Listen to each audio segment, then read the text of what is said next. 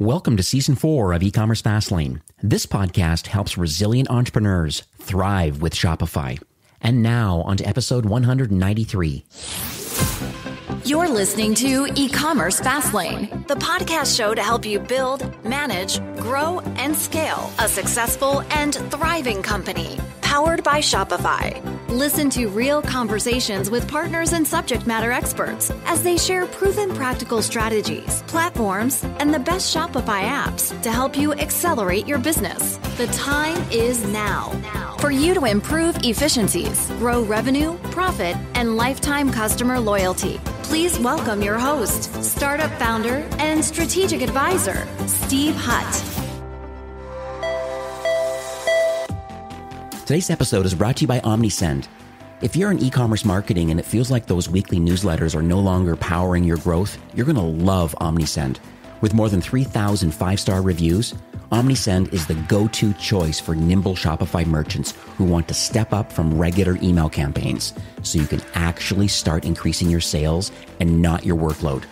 With OmniSend, you'll be launching pre-built e-commerce automation in no time, as well as intuitively segmenting customers based on their shopping behavior, and even trying out SMS or push notifications, all from the same platform. And the best part? OmniSend provides an immediate boost to your revenue while staying as easy as drag and drop email building, with automated emails averaging up to 40% of the total email revenue. So very compelling. Join Buchanan, Black Halo, and other high-growth Shopify brands that choose OmniSend to grow their e-commerce businesses on autopilot. Find out more about OmniSend and start free today. No credit card required. Well, hey there, it's Steve, and welcome back to the E-commerce Fastlane podcast. Now, if this is your first time listening, this is an e-commerce show where we have honest and transparent conversations about building and thriving with your store powered by Shopify or Shopify Plus. If you're an ambitious lifelong learner, which you probably are since you're here today, then you're definitely in the right place. Now, new episodes are available twice weekly with your favorite podcast players like Apple Podcast, Stitcher, Google Play, Spotify, and many more. You can also stream current episodes, including a very relevant back catalog. I think we're up to 192-ish episodes. And there's lots of amazing partners in the Shopify ecosystem. You can learn about their platforms, their offers, the problems they're solving for Shopify brands. All the details are over at ecommercefastlane.com. Now, in today's episode, my guest is Philippe, who's the CEO and co-founder of a company called Tatari. And they're a data and analytics company that's helping companies to buy and measure TV ads across both linear TV, which we'll explain in a minute, and streaming TV, the smart televisions, the set-top boxes and whatnot. It's a great conversation, tons of very timely learnings. I think I'm going to learn a ton here today, too. I have a book of business that I manage at Shopify. Many of these brands on Plus are like, I want to go on TV, and I've created some kind of advertisements that I have, and I'm just trying to figure out how I get on TV. They're worried about the engagement and just trying to figure out, well, how do I know that it actually works? And I even talked to my lead a moment ago, just before recording today, and the same thing is, I know a lot of people are under misconceptions. They know how wide a reach TV has. They feel they don't know how to measure it. I believe today we're going to learn there is a way. So, hi, Philippe. Welcome to E-commerce Fastlane. Hi, Steve. Nice to meet you. And thank you for having me. By the way, I know you can't see me right now, but I'm bowing. 192 episodes. That's impressive. Congratulations. Thank you kindly. Yeah, it's a labor of love, and it's part of my learning process, to be honest with you. I put the work in to learn about all these different marketing strategies and platforms that connect to Shopify direct-to-consumer brands, and just try to have some insights every month of kind of like, what should you think about next on your roadmap for driving more traffic and conversions? And I know Tatari is going to be on the top of my list for the next month or so. That's why I wanted to get this recorded as soon as I can and release as soon as I can. So thanks for being flexible to get on the show today. My pleasure.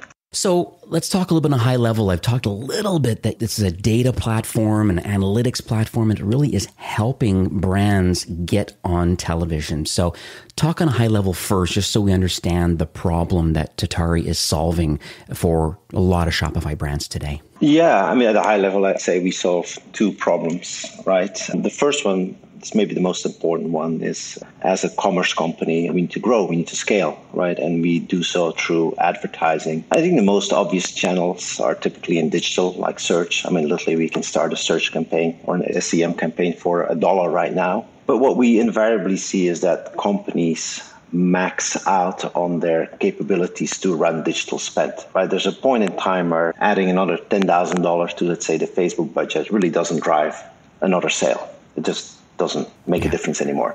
Right. And so that's kind of the first way in which we come in. TV advertising not only brings performance, and I suspect we'll talk more about that as we get to measurement, but it drives scale. The ability to truly double, triple your budgets, and with that also see your sales double or triple. So that's part one, and we have a great playbook and technology for that. The other piece is really maybe a little bit more emotional in nature. I think TV advertising is still very intimidating to a lot of people, right? It comes with some of preconceptions of being very expensive, being unaccountable, and all of those kinds of things. And so we are incredibly positioned to kind of demystify all of this, take that scareness effect out of it, and put it at par and ease and peace of mind like any digital channel. So that's what we do. Beautiful. Thank you for sharing that. So let's dig a little bit into your journey, because I'm always fascinated why people build what they build. And I know you have a very interesting past. Did a little bit of research before recording today. And so I'd like to maybe you can share with the audience a little bit about what uniquely positions you. And let's talk about your journey and the founding team. I just would love to understand both all the desires and the expertises around this platform, but what led you to be here today? Yeah, for sure. Like many things in life or companies, they come about from a personal experience. So there was a point in time actually where I was running a company named TrueCar, which is a pricing information service for cars, where we were trying to grow the business. And as I just mentioned, we kind of had tapped out on all things digital, and we got into the world of TV advertising. And my joke is kind of, all my worst fears came true, in the sense that we spent quite a bit of money.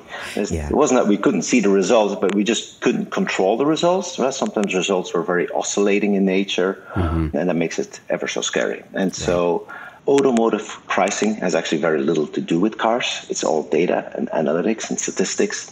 And it was truly the pricing engineers that helped me understand TV advertising, right? They took a personal interest and curiosity into the data sets and what was going on. They helped me measure TV correctly. And when you can measure correctly, you can optimize. And when you can optimize, you can drive results. And that definitely made a big difference to TrueCar. And so it came to Tatari from a very personal experience alongside my co-founders who actually were at TrueCar back then.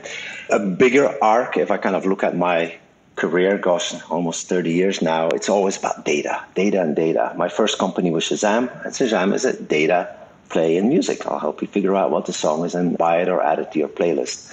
So that's one. Then TrueCar, again, it was about data, this time in the automotive space, maybe an industry that wasn't so attractive, especially in 2008, 2010, when Detroit went belly up. And here we are again. We started Tatari exactly 5 years ago. And I would say that when we entered this industry, it wasn't that attractive to many people, especially in Silicon Valley. But remember, we had a much better application of data science and technology to the world of TV advertising as it comes to measurement, as it comes to buying. And here we are.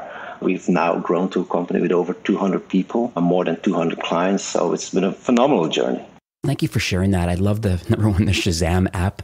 Shockingly enough, I still use it weekly. A lot of times I'm sitting and have a glass of wine with my wife and a song comes on the 80s channel and we try to rack our brains because we know it's healthy to kind of like just figure it out on your own. But sometimes we have a stalemate and we go, no. We're going to go to the Shazam app to find it out. Yeah. We always play it. I think there's also a high correlation between wine and the use of Shazam. So that makes a lot of sense. No doubt. So let's pivot a bit over to our listeners, because I know that TV, as I mentioned, maybe at the top of the show, a lot of people can see the reach benefits of being on television. And I totally get it. I think it's just trying to understand. And apparently with your platform, you have the data, and through a pixel and certain things, you're able to know exactly when your ad is being displayed, when people are watching it, if they come back to the website, if they convert or not. And then can we retarget those people later on Facebook that don't buy? And there are lots of interesting topics right now that I think a lot of people are just scared, a little bit of paralysis analysis, a little bit where they see the benefits and they have a budget to be able to produce a nice 15 or 30 second video that really tells the story around their brand. And maybe they're running it on YouTube right now and they're doing their thing. But to gain the widest reach, that's where Tatari fits in. So let's talk a little bit about how does it work? Why am I seeing so many upstarts? And you say you have a couple hundred brands. A lot of these are Shopify brands, ironically enough. So let's talk about like how this whole platform works, why these brands are turning to your platform to start their journey in television? Yeah, for sure. Look, especially as we look at the younger brands, in that also the faster growing brands, Steve, as I mentioned earlier, they come to us because they need to scale, right? They kind of max out on their digital spend, right? We provide them with a product that gives them a very easy extension, right? We give them a product that feels and looks more like digital and less than TV, right? If I look at the measurement, it's near real time. You don't have to wait weeks before you get some Excel spreadsheet back with some results. It's accurate, as I like to say. Mm-hmm. It may include metrics like view through versus incrementality, right? They're very digital-like in nature, and you typically can't find it in the world of TV advertising. And we give them a buying experience, which is like digital, right? It's more agile, more optimized, it's more transparent. So we see loads of these companies, a Made in Cookware, or a Rotis or a Nutrafol come to us, and then we help them double, triple the business, truly. The interesting piece that you also brought up, and you mentioned it, it's a really important word in the world of TV, is reach, right? Because everything that I just mentioned, you now kind of gives them that extension of performance, right? If I spend $1, do I make $1.20 back? TV as a platform, and just forget about the tariff for a moment, has higher reach than anything else out there except for radio. There's a lot of people still watching TV, which audiences that you can't find on an Instagram or a Facebook or even a search. And so TV advertising, especially as you kind of get into these brand optimizations, really what they are is of course sharing a more aspirational story about your company and product, but it's also about finding new audiences through reach. And the extreme example, of course, is the Super Bowl, right? You run one ad and just one-stop shop. You got the entire country just like that. Yes. One of my brands that I manage actually ran a Facebook 15-second spot during, I guess, one of the timeouts that were available. They bought it kind of last minute, like weeks before, and pulled the trigger on it. It was in the millions, obviously. And it was a very interesting opportunity for them. It was something that they, a highly VC funded company, had some extra cash. They figured it was going to work. And in the end, it did pay off, not instantly, which is typical for a large reach like that. They were able to track it back, and they were quite satisfied with kind of how it flushed out. Yeah, actually, I'd love to answer a question which you didn't formulate here, but I think it's a wonderful example. This past year, one of our clients who did the Super Bowl was Fiverr. It's really remarkable, right? Because brands or advertisers who buy the Super Bowl, yes, they pay millions for that 30-second spot, and they get that 30-second impression. But what else do they get? Of course, they get the opportunity to pretty much address the entire country in one fell swoop. Yes, and it'd be very hard to do that otherwise. You kind of get to position your brand alongside other big brands, the Coca-Colas and the Progressives. So you signal prestige. If you can afford a Super Bowl ad, you signal quality. And there's definitely, let me just call it kind of a water cooler social media amplifier to it before and after, right? And so next time you want to buy or you're looking for somebody to help with your projects, Fiverr might unconsciously come to your mind a little faster than other services. And so it's that halo effect. And the Super Bowl really demonstrates as well. Those millions of dollars buy you so much more than 30 seconds on TV. So much more. And you're right. We measure all of this. We demonstrate it. And we calculate out how that money was well worth to spend.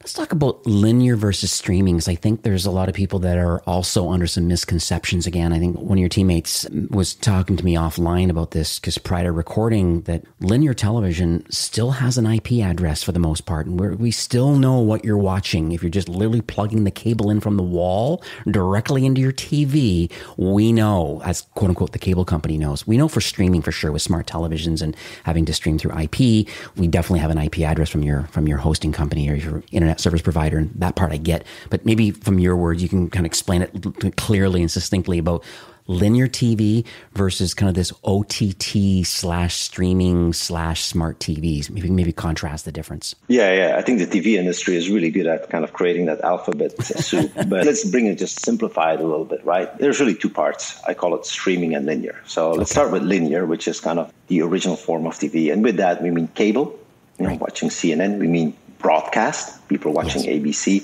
or satellite. You might be a Dish subscriber, right? And so linear TV typically has what I would call appointment viewing, right? There's a show at 8 o'clock, there's a show at 9 o'clock, and if you want to watch either one of those two, you better be there at those specific times. right? And so that's it. And so today in the United States, that's about a $70 billion advertising industry. As we, of course, all know, is that streaming TV has come up very, very fast and is the future, right? And with streaming TV, again, there you can kind of break it down a little bit, but I would say at a high level, there are OTT, short for over-the-top services. Think of like a Hulu or even a Netflix, whilst it doesn't carry ads. But it could also be what we call a connected TV experience. For example, I watch streaming TV content via my Apple box or Roku box or my Vizio device, right? And so those are really the two. That is growing very fast. I believe this year, coming into 22, we're looking at a projected $11 billion. And it's my fundamental belief that, fast forward 5-10 years from today, all TV content with the ads will be delivered via IP and those streaming experiences. And so you're right. So as an advertiser, you get to think about which one should I go, right? And that was a super easy answer 2-3 years ago, right? Because streaming was so small that, remember, you want to get scale and reach, so you may as well go with cable and things like that, or linear TV. Today, it's very different. Data science helps us understand where your unique audiences are, where your better performances lay. And so we will, I wouldn't say play them off all day against each other, but we will continuously measure them in an apples-to-apples comparison to allocate the dollars correctly between the two. Right.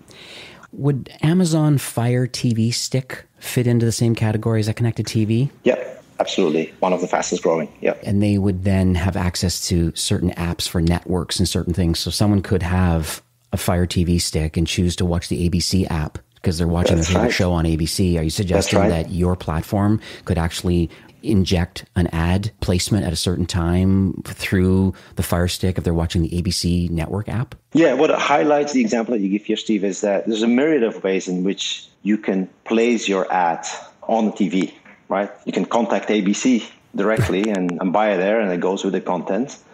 Or maybe, I'll see if I can find a way to place that buy with Amazon. And so it comes kind of in between the ABC ads, but via the Fire device.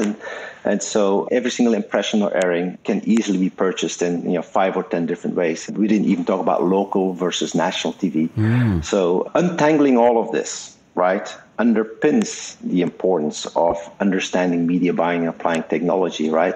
Because the same impression or airing could be priced higher or lower depending on how you buy it. Right. I want to talk about like other agencies and just other people in the marketplace right now, because I know it's exciting to get on TV. It's very clear. There's a lot of apprehensions, but I think that's the purpose of this podcast today, is to educate the market that in fact there is data and analytics available that you can effectively create some creative for a very small amount of money, and you can actually go and test certain local markets. And you can, I think Amit, one of your team members, brought up a comment too that, they were trying to get a certain product out into the marketplace, and it turned out that their target audience was for, I believe, for women over 40. And it turned out to be for their target audience that was CNBC at a certain time. It's just like, what? They would never think that that's what they needed to do. But your platform gave them an opportunity. And I think that's the challenge that people have, is just they don't know where to advertise. They want to go on TV and they think it's too expensive. Maybe unpack that a bit. Is it really expensive? And is there a certain investment to want to get involved to test a market out? Yeah. So it is undeniable that just a few years ago, running a TV campaign was a big budget brand privilege. You had to have a few $million to get your seat at the table. And so where would that money go? Well, one, it's the creative, right? The commercial itself, your 30 seconds. And then the other part is, of course, buying your spot or streaming impressions. And so let's talk a little bit about creative first. When I did my first TV campaign, I think the commercial was a solid $250,000. And my joke is always like a lot of emotional capital as well, because we just couldn't figure out what was the right creative. Right. If I look at a company like Dave.com in the fintech space, well, I mean, I think shot on an iPhone, if I remember well. But anyway, they paid something like $2,000. Calm, the meditation app, spent $200 on their first creative. And guess what? It did really, really well. Wow. Right. I think in Calm's example, and I can share this because they actually gone public with this, when they did spend more money on more expensive creatives, and I believe it was the same for Dave, but anyway, they found out that they couldn't necessarily outperform those. So that's part one. So you can do your creatives much cheaper and faster, not to mention than it used to be. Right. On the media, well, look, like as I said, 5 years ago, you need a few $1 million to get that plan together. I can tell you right now, Steve, that the vast majority of our clients who are new to TV will start with as little as $100,000. Okay. Of course, it's still more than $1 in, let's say, in AdWords, but it just shows how much down we've been able to drive this. And the trick, of course, is then can you, with such small budgets, still find results which are statistically significant? And that's what we'll do at Atari all day long. People who use us, literally the next day after their first airing or impression, they'll see those results and their dashboard segmentable by, publishers or networks and day parts and all that kind of goodies. So it's more than just the price point being driven down by companies like Atari. It's also what do we give in return for that, right? And you get so much more out of it. So I'm sure there's agencies out there, and you mentioned going direct to ABC or going direct to Amazon. I'm sure there's even agencies that try to get people level up to get on television, and they kind of work their magic however directly they want to do it or through other platforms. But I believe that Atari has been a little bit intentional to differentiate a little bit from others in the industry. Are you able to share what specifically makes Atari unique? I know you talked about data and analytics, but overall for a new TV advertiser, can we talk about your technology in general and why it's maybe different than an agency model versus a SaaS solution that helps people get on television? Yeah. And I'll be really honest. Actually, I do not know that much about the agency world. Because remember, my background wasn't one of those. And the joke is ignorance is bliss, Fair enough. But ultimately, you're right. The differentiation is kind of what you said, right? It's the application of technology and data science to both the measurement and the buying process. So if you think about the measurement process, a lot of TV advertisers still buy based on what they call impressions. Right? They said, here's $1 million, and just make sure that 10 million spots have aired for that. That's okay. That's one, but that's not very comforting as a commerce brand, right? What you really want to know is, well, where were those impressions or spots delivered? Who saw them? And did those people buy? Did it drive an outcome? Right? And so it's using data science on the measurement side, which gives us a very different perspective on TV than what traditional advertisers were used to. So that's kind of like, we step away from ratings, we step away from Nielsen and all these kind of traditional notions of TV. On the buying side, again, like traditional advertisers, they'll put a plan together, often large in size, and they commit to it, right? They hit the buy button and they're locked in for the next 6 or 12 months. It's literally called upfront. I mean, it didn't steal its name.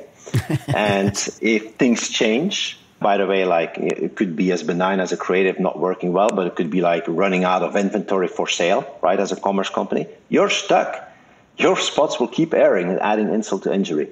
And so that buying process is obviously much more agile at Atari, but it's also very optimized. We will pay attention to what works through measurement, and if it works well, we'll do more and vice versa. This is lovely. So let's pivot a bit over to the holiday season. Maybe it's Q4 right now. The back to school season, certainly in the US, is finished. I'm in Canada. That's just started now for the last few weeks. And just all the brands I'm talking to right now, they're just trying to figure out, maybe not the tried and true tactics and strategies. They want to try something new. And I know that television is on people's minds. So is live selling. Is interesting for a lot of people just because it's so big in China, and they figure that it should happen here, and it's starting to grow here. And same as, really getting down to influencers and micro influencers, another big topic that I'm hearing over on top of the typical discounts. And I know we have supply chain challenges and lots of stuff going on still with COVID, but I just would love to just hear from you, like, what are you recommending? Let's say a Shopify brand today, it could be related directly to your platform, but just an overall strategy. Like, what are you recommending today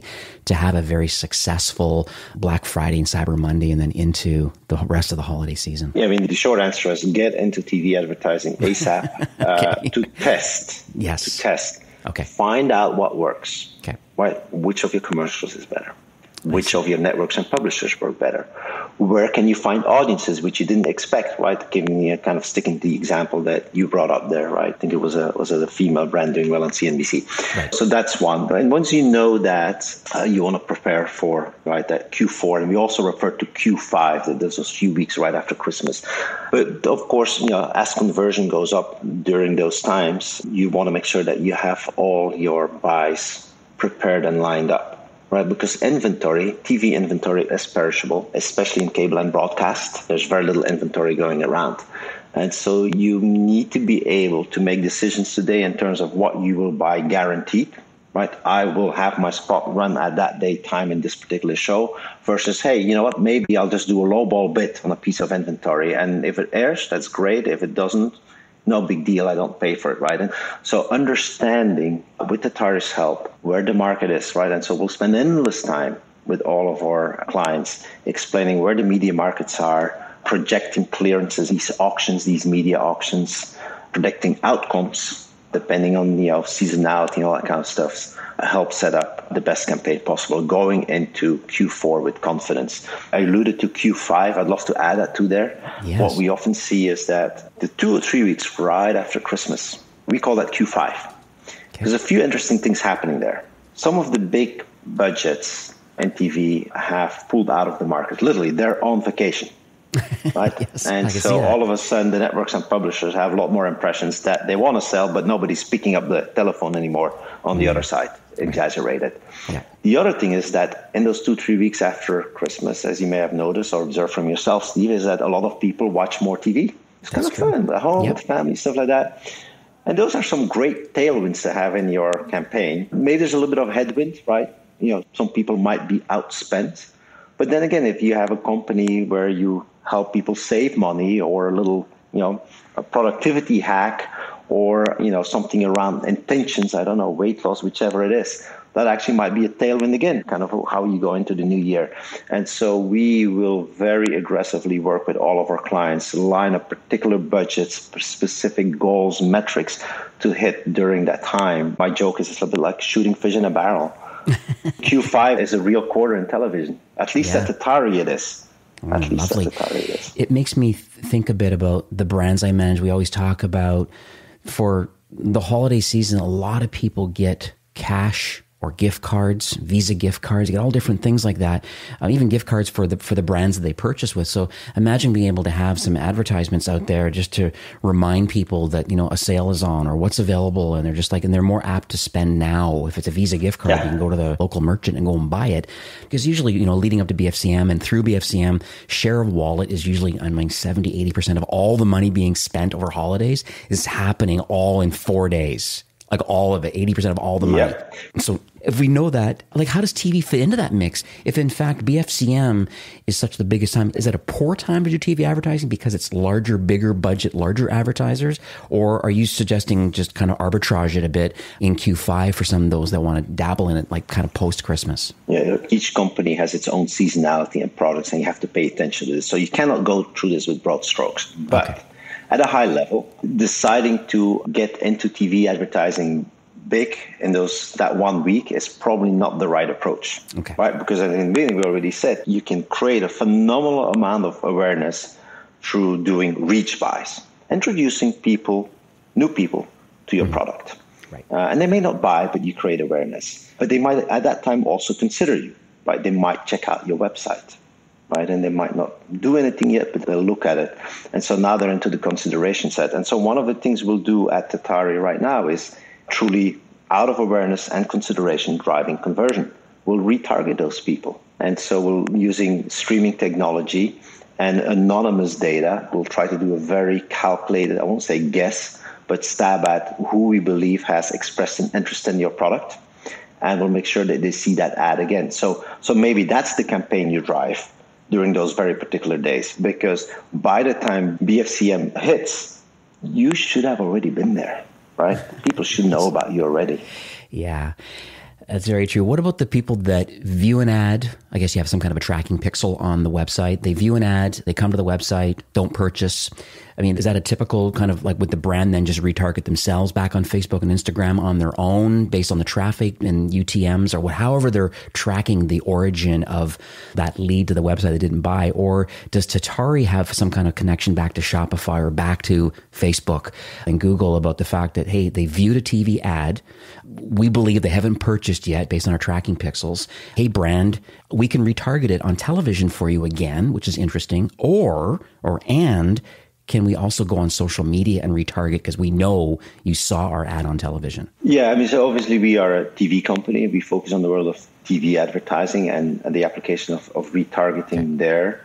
I think there's maybe a little bit of an exhaustion of especially social media retargeting, to be honest. I think also what's phenomenal, which actually creates a positive experience, if you have been researching a product, let's say you found the product through search or social media and you've been researching the product, and then in a lean back, comfortable position, you actually get to see the product as a video, a 30-second immersive experience, possibly kind of adjacent to some great show. In my subjective opinion, it makes for a better retargeting experience rather than scrolling through your Instagram feed and getting annoyed at all those same ads again. That's just my personal take on it. So we focus very much on TV. Enough. Yeah. But I love it. Let's pivot to a story, because I think we all love stories, obviously. I mean, we're entrepreneurs, we're marketers. I think it's the education and a little bit of the inspiration that comes from others, I believe, that can really help motivate all those that are listening today. And like, are you able to maybe share like a recent journey of a Shopify brand? They've implemented the Tari platform. I just would love to hear the story of like how they find you and what did they do? Who are they? And just what sort of results did they get, based on aligning themselves with Tari? Yeah. I mean, I'll point one out, a company that literally launched on TV this week, which is a Shopify platform user, a company called Bobby. They have organic formula, which, by the way, I'm personally a big believer in. Anybody who's gone through the journey of baby feeding and difficulties, it's a gift from God. And so one great way in which these brands, Shopify brands, can find out about the Tari is actually on the Shopify platform itself. We went through great lengths and technology pains to build an app on Shopify. And it makes for a delightful experience. You can go on the Shopify platform, look up Tari, and with a single click of the button, you can prep your company to be 100% ready for TV, in the sense that all the data instrumentation, all the hookups are done.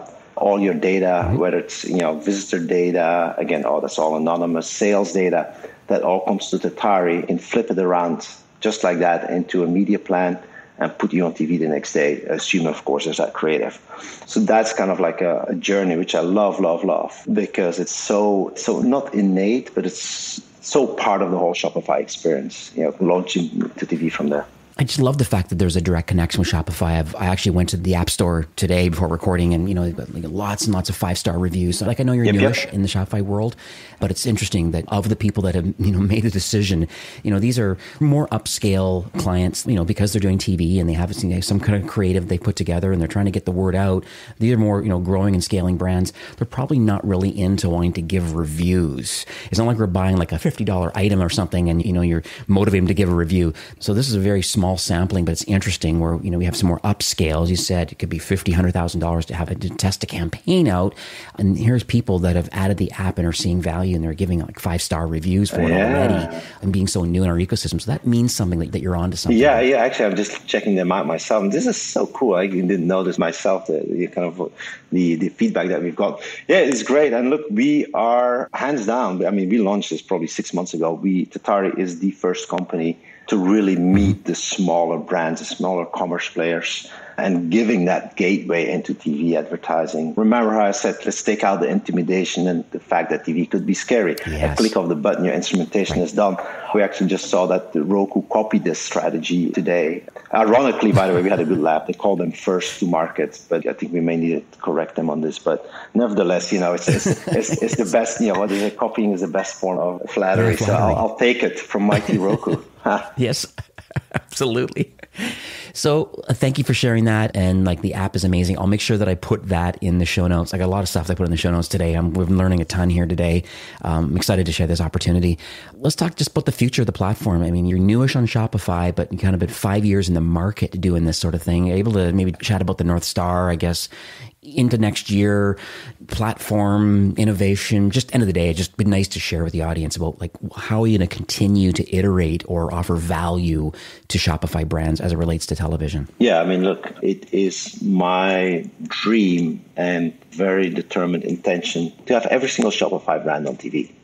In the same way that every single Shopify brand is on, I don't know, Google AdWords or Facebook ads. Hopefully there's something that we can take away here is that TV advertising with the right data science and technology can be done by everybody, right? And we want to break down these barriers And if we have a few hundred clients today, and surely, yes, some of them will do TV in large volumes with Super Bowl ads, we believe that the smaller but fast-growing commerce brands should equally take advantage of it. And we want to be the company through which all of that flows. We have the measurement, we have the buying. It's all there. And above all, we can scale them because, small companies don't remain small. You got it. So, Philippe, we are nearing the end of the show for today. How can people learn more about your solution? Where can they go? I know we have the Shopify App Store, and you can look up for that. And is there anything else that you want to share today? Yeah, I was going to say, just go on Shopify. You just quick search Shopify Tatari, and you'll see us there. It has all the info needed. Tari website is almost kind of like a book, a guideline on TV advertising. We publish a lot, publish in detail with clients and real data, certain articles, deeply technical or data scientific in nature. I would recommend anybody to check those out. And last but not least, we're a really nice bunch of people. That's good. Just shoot us an email, contact details on the site, or hello@tatari.tv. We'd love to hear from you. We'd love to just in general guide you on how to approach TV advertising. It's kind of like there's no expectation that you're going to do this tomorrow. There's lots of things going on, but we can help you be prepared for that world and success.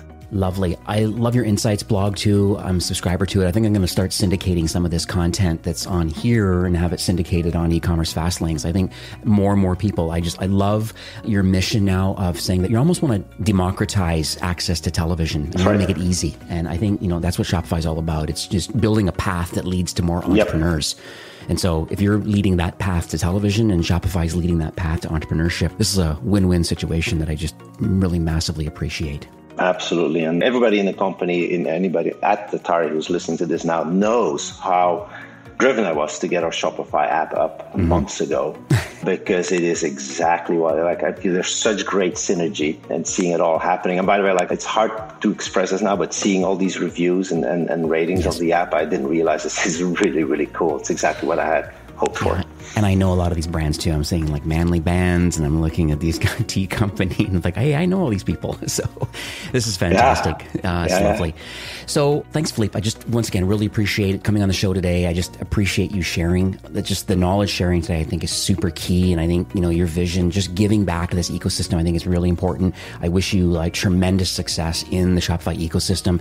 This is going to be widely shared internally and externally. So I'm hoping that more people can learn that it's accessible. TV is an option for you as a brand, and Tatari has the platform to help you with that. So once again, thanks for coming on the show. Thank you for having us. All right, take care. Today's episode of E-commerce Fastlane is brought to you by OmniSend. Now, OmniSend is an email and SMS marketing platform built for nimble Shopify merchants who want to increase their sales, not their workload. Full Shopify integration, pre-built automation workflows, intuitive segmentation, and best part, no code editing makes it easy to get up and running without diving into the nitty-gritty details, of course, unless you want to. Now, more than 70,000 e-commerce brands use OmniSend to grow their businesses on autopilot, converting their customers with quick-to-build, highly relevant emails and text. Find out more about OmniSend and start free today. No credit card required. Well, that's it for today's episode. I'd like to thank you, a loyal listener of E-commerce Fastlane. It's my hope that this podcast is offering you a ton of value through growth strategies, tactics, and exclusive insider tips on the best Shopify apps and marketing platforms, all with my personal goal to help you build, launch, grow, and scale with Shopify. Thanks for investing some time today and listening to the show. I'm so proud and excited that you have a growth mindset and are a constant learner. I truly appreciate you and your entrepreneurial journey. Enjoy the rest of the week and keep thriving with Shopify.